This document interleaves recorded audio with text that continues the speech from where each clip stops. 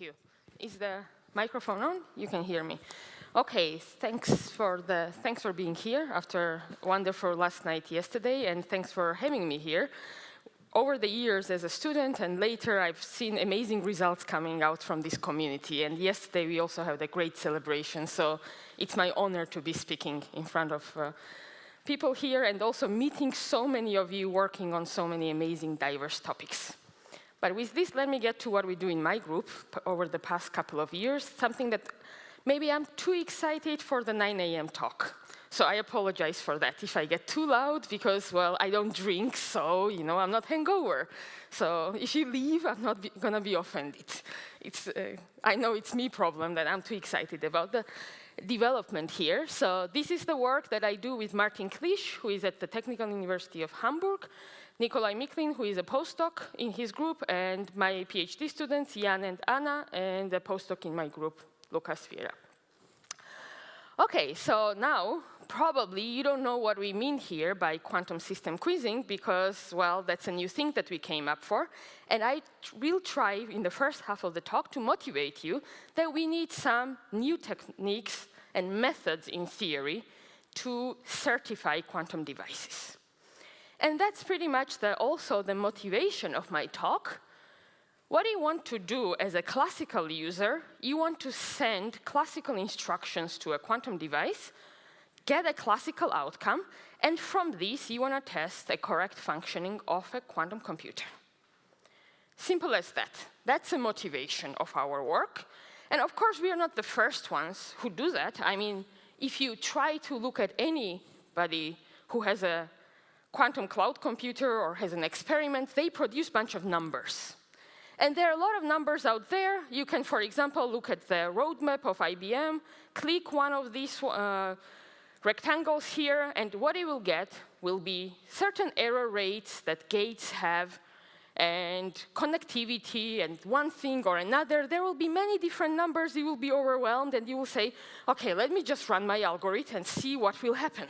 As a theorist, that's what usually we do. Now you can look at some other quantum computers. You can go on Wikipedia, sort them according to the fidelity of gates being implemented. You will again get amazing numbers. Now in theory and experiment, these two things, theory and experiment, don't work the same way. We know it. That's why we need these benchmarks of quantum computers. But in my experience as a theorist, when you want to go ahead and run these algorithms on a quantum computer, you will have a very different experience of the fidelities. And the question is, are these companies, or, sorry, experimentalists, are they lying to you? No, that's not the case. In my opinion, we theorists have not provided good methods to get this number, and that gets these numbers, and that's what I'm going to be questioning today. How do you get fidelities from a quantum computer without putting as little trust in a quantum device as possible? Now, let me convince you that there are methods which attempt this, but they have many caveats. The first one, and the most intuitive one, would be the process tomography. What does process tomography do? It creates information in complete states. It implements the process that you want to learn, and then it makes information in complete measurements on it. And from this, you can do the tomography of your process. Of course, it's going to be costly to do that, but that's not the biggest problem that it has. In the process tomography, you have to trust state preparation and measurement perfectly. And if this is not perfect, errors will systematically be transferred to your estimation of the process. And in the certification community, we say that process tomography is not SPAM robust. SPAM stands for state preparation and measurement. Now, there exist other methods which are SPAM robust and better looking into scaling. This is randomized benchmarking, gates, and tomography. How many of you have used one or the other? Can you just signal? OK, very few people. Good. So that's a good news then, because, well, these methods are very celebrated. IBM, IonQ, others, they all use it, and they're in principle amazing if you care about completeness. What does completeness mean is that all these methods promise you that if your implementation of quantum states, evolution, and measurement is close to what you had in mind, your target implementation, the data that you will see will be close to what you expected. Great. But what about other way around? What about the soundness? You want to see the data in your experiment, and you want to infer that if your data is close to what you expected, that the implementation was close to what you expected. And none of these methods here promise you that. What it means, they will overestimate or underestimate your fidelities in a way that you will have no idea. It's not something that you can rigorously control. Yeah, but then in our community, there exists sound and complete spam-robust methods. These methods are based on Bell test. If you have two space-like separated parties, from the data alone, you can infer what kind of quantum state you have prepared. It's not very applicable for a single device, because here you need to have two different devices. If you try to run a Bell test on a single device, you might get signaling because of your measurements, and you might violate Bell inequality without actually noticing that you never had a quantum computer sitting there on a single device. There, on a single device, prepare and measure scenarios where people have studied from the data that you could have from inputs and outputs here, how to infer the overlaps between the prepared state under dimension assumption. There are some other methods which are based on self-testing. This entire thing of inferring the implementation from the data is called self-testing via computational assumptions, using some post-quantum cryptographic assumptions there. This is also a great development, but it's theory, because if you try to look at what kind of sample complexity you will need to have, or what kind of estimates you will have into imprecisions, you will see that if your probabilities are epsilon away from your target model, you will get epsilon 1/4 into the distance to your implemented gates for the self-testing protocol. Here it looks even worse. You get epsilon to the power 1/16. And here, well, you will need too many qubits to go ahead and run the post-quantum cryptographic protocol on the actual hardware now. So if you wanted to test a single qubit, you don't want to do any of this. You want to have some better idea. And that's what I'm here for. We are trying to develop a complete, sound, sample-efficient, spam-free certification on a single device. Now, this might be a bit too much to ask, but we need something like this. We need to see how far we can go into this direction. And I will convince you today that we have new methods that hopefully you get on board, because there is still a lot to do there. So without further ado, let me tell you, I hope you're motivated to learn what now quantum system quizzing is, because my claim is that it precisely achieves the goal for elementary gate sets. I'm going to tell you the preliminaries, then few results, mostly for a single qubit. As an example, we have generalized these results more or less to universal gate set. But to get an idea, it's enough to look at the pi-half pulse. And that's a simple experiment that you can do. Everybody needs to set up the pi-half rotation. And then we are going to get into discussions. So let me get started. Our protocol is based on a very, very simple idea, which is promise problems. Many of you have studied it, have used it. And the idea is that quantum and classical computers, they in principle can solve the same problems unless there is some kind of a restriction, for example, a polynomial time restriction. Or if you have a promise problem. To give you an example, Deutsch-Jozsa algorithm, where we have a quantum advantage, it has a promise that your input will be either balanced or a constant function, and you need to recognize this. And quantum computers are fast at doing this. This results into this time separation, into the number of oracle calls. You need one oracle call to solve this problem quantumly. But we are actually after promise problems, which give you separation into memory. And these promise problems have been studied already a decade ago and more, and they look very simple. So you have a set of instructions that a classical user can be sending to either a classical or a quantum device, so either an empty set or 2 S's or 4 S's or 6 S's, and you want the device to answer yes for this set of instructions and no for this set of instructions. Now you can ask a question, what is the memory my classical device should have in order to solve this problem? It's a very simple question. It's studied in the finite state automata theory, the answers to this question, and you can convince yourself, not at 9 a.m., maybe it's a puzzle that you can convince yourself that 2-bit machine, so here this is the accepting state, rejecting state, these nodes here are the memory that you need. This will be sufficient and actually necessary also to solve this problem. So if you start here, you accept, so you accept the empty string.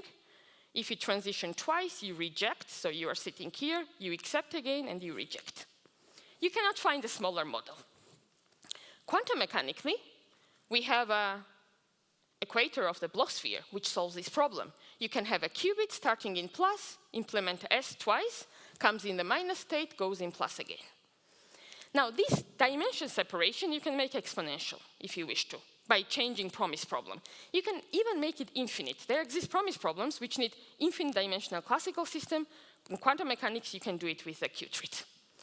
And now our question will be, can we use this separation to say that not only that we have quantum mechanics if we are working with a two-dimensional system, but that this is exactly the one that we have? Can we say that we must have implemented exactly the state, evolution, and the measurement in order to solve this problem? And that's a general idea. That's what quantum system quizzing is. We set up a promise problem, and we check if the answer is always what we expected. That protocol looks slightly more complicated. This part just sets up the number of repetitions. This sets up the promise problem. You run the protocol for n different randomly chosen strings according to the probability distribution that you choose. If you see a wrong answer, you reject. You scream, no, this is not what I expected. You do not gather statistics. You only run this protocol. This is now describing it in the quantum mechanical sense that you have to assume that you have a fixed dimension. You don't have characterization of anything here. And in the quantum system quizzing protocol, only from knowing this part of the information, you want to learn from the, in our case, deterministic probabilities, what was the implementation exactly. But of course, you have to learn this up to some gauge, right? There is some gauge invariance. Let me get to the gauge invariance that we choose. We say a given target model solving a promise problem P self-tests, this promise problem P self-tests this target model if any other model which solves this promise problem P is either unitary or anti-unitary related to the target model. So what I mean by this is that experimental implementation or any other model that solves the same problem can be conjugated with the unitary, same unitary for the state, same unitary for the measurement. This is the gauge that you cannot get rid of in quantum mechanics. In randomized benchmarking and gate-set tomography, people consider some wild gauge here, which gives them very non-physical results. We can discuss this. People get very heated discussions when you touch upon the gauge topic. But we believe that that's the only thing that is relevant. It's a global basis change, in which basis you are working on your quantum computer. And that's pretty much it. And I'm going to come to the results, actually, from now on. The promise problem, the simple one that we saw, indeed self-tests this quantum model. So there is no other single qubit implementation, let it be channel or POVMs or whatever, you haven't characterized anything, there is nothing else that will pass this promise problem deterministically. And of course, if you rotate up to the rotation of the entire Bloch sphere, if you chose to. Now, this is of course the deterministic statistics, and that's can actually prove of this is quite simple. You can work out in a few lines. But what becomes hard is what happens if you don't pass this test all the time. And that's where the hard part of the actual accounting in the epsilon comes in. Let me tell you the main result of the following paper. It's an epsilon sound certification of qubit model. Let this be your experimental single qubit model that passes our one run of the quantum system quizzing protocol with probability at least 1 minus epsilon. Then we promise you that there will exist a unitary or anti-unitary transformation such that your physical implementation is away from your target model in the distance of average gate infidelity, which is written here in cross operators. If you know, if you don't know, forget about it. That's what people use usually to benchmark quantum computers. It's lower bounded by 1 minus epsilon. It's linear into epsilon. Every other model, you either have 4th power, 16th power, or something crazy going on. So we get a linear scaling into epsilon in the epsilon for the average gate fidelity. You have the same for the states, and you have the same for the measurements. Now, you can go ahead and turn this into sample complexity. How many runs of experiment do I have to do in order to gain certain confidence? And this is the corollary which tells you that QSQ protocol is an epsilon certification test for this model with respect to average gate infidelity from n independent samples with the confidence interval 1 minus delta, where these samples have to be higher than the following number. Again, here, the number of tests that you have to run, it scales inverse linearly to gain the certain confidence into your infidelity. Now here, if the 10 million is sitting, you're doing pretty bad job. So you want to go ahead and estimate the number sitting here.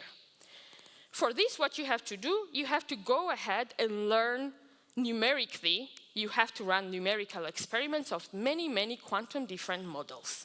And that's what we did.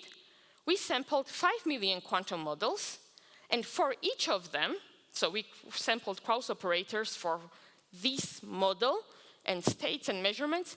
We computed the probability of failure for the QSQ protocol and average gate infidelity. And this is a nice plot that comes out. Let me dive into this plot now. What you have here is the probability of failure. Here you have infidelity. Every point here, it corresponds to a single quantum model. So for example, if you have some model which fails with this probability, we have computed the infidelity for that point. Why do we need this plot? This plot helps us to establish a slope of what should be our number sitting in front of epsilon in our experiment. Now, this line here, it's a classical probability of failure. The least, the maximum, the best the classical model can do under the dimension assumption. So points sitting here, you cannot self-test. If you fail with higher probability than 1/4, classical device with this memory could have done that too. Point sitting here is something that you can self-test. And you can see that in the worst case scenario, if you are very paranoid and you take this slope over here, then you can compute that the sample complexity just has number 2 sitting here, so which amounts to around 900 repetitions if you want to get the following confidence, or 120 repetitions if you can relax your confidence interval. But this is the most paranoid case. That if you look at this slope, it amounts to 2/3, so you can go ahead and divide these numbers by 3. So you have to run 40 repetitions of the experiment of QSQ, pretty much, to estimate something. So now what you can do also, you can go ahead and put in where the depolarizing or amplitude damping on dephasing noises would be sitting here. They converge to certain trace and prepare identity, trace and prepare the 0 state, so they converge to certain classical channels. You can also go ahead and look where the IBM points sit. So you can look at the backend of different generation of IBM platforms. You can compute their average gate fidelities, and you can also compute their probability of failure. And these are all the points that IBM has reported from different qubits, from different connectivities. And they sit between these two lines very nicely. This is now very, very zoomed in curve. That's 10 to the power minus 3.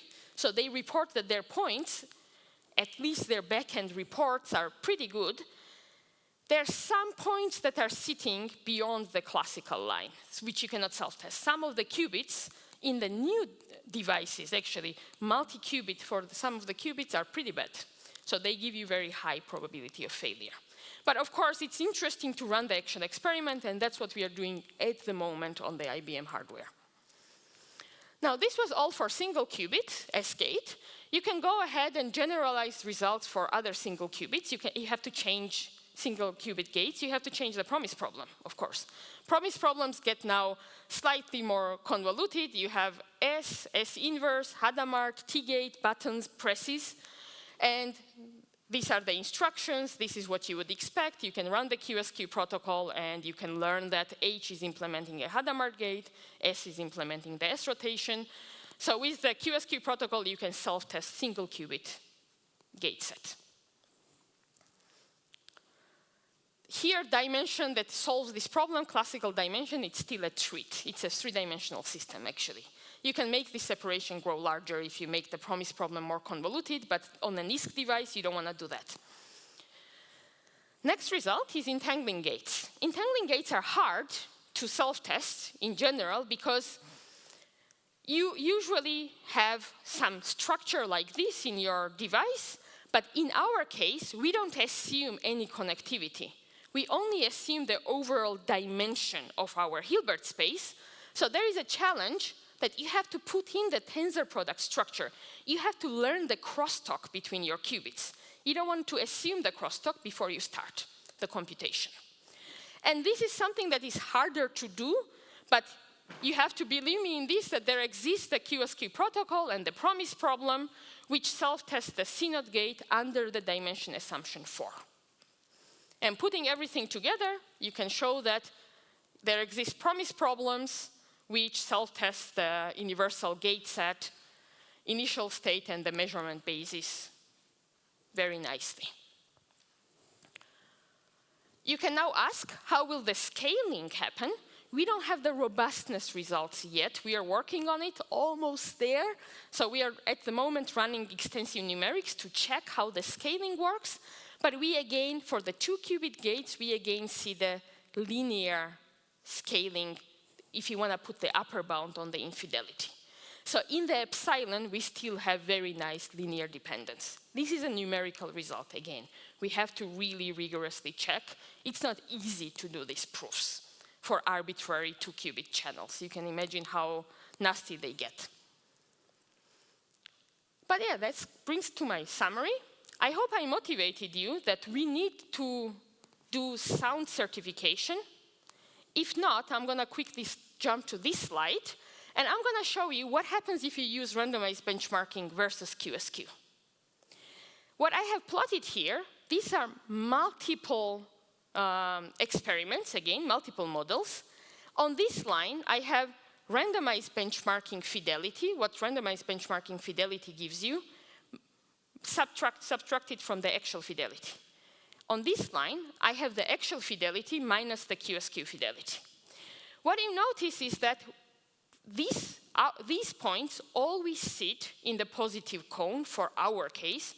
We always underestimate the fidelity using the QSQ model. But RB does whatever. It either overestimates or underestimates. So it either gives you a number which is positive or negative in respect. And this is something which is known in the literature. We are not the first ones to discover, but we are trying to solve the problem.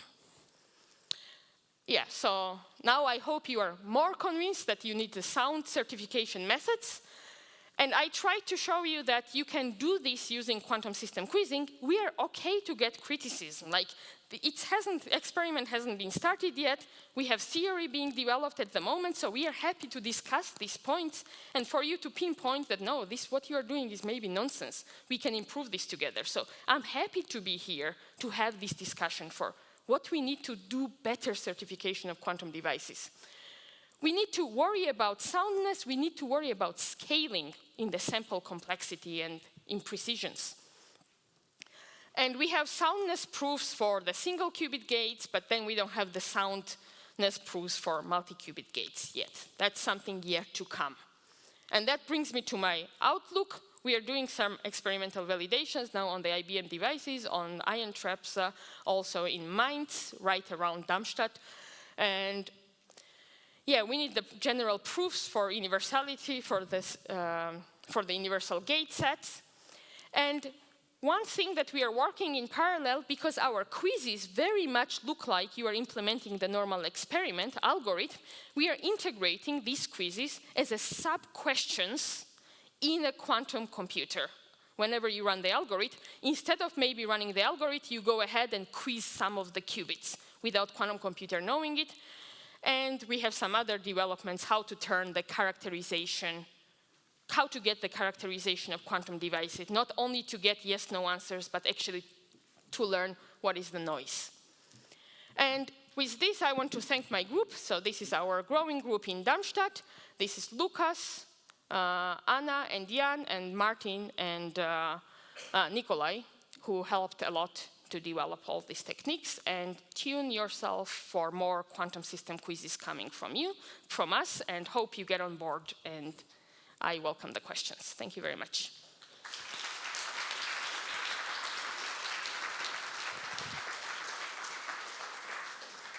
Thank you very much for this beautiful talk. It's great to start the day with such an exciting talk. So, any questions?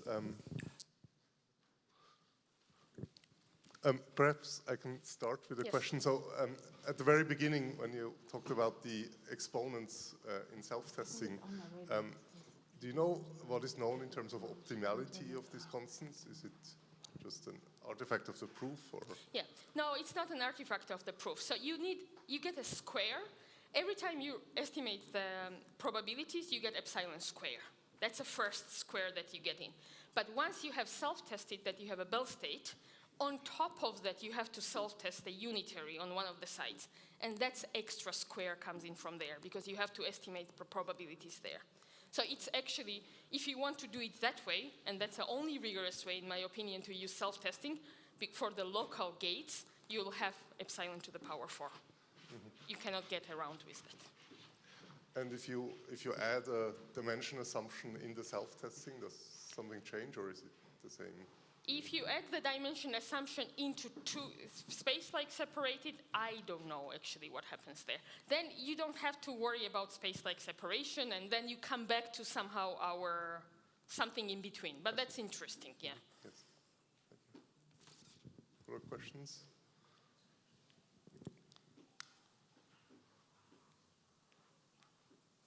It's 9 a.m., so I expected this. Thanks for listening. Thanks for not leaving. Maybe it's a bit early. Yeah. I'm sure It's okay. there will be more questions. Thank you very yes, much. Sure. So.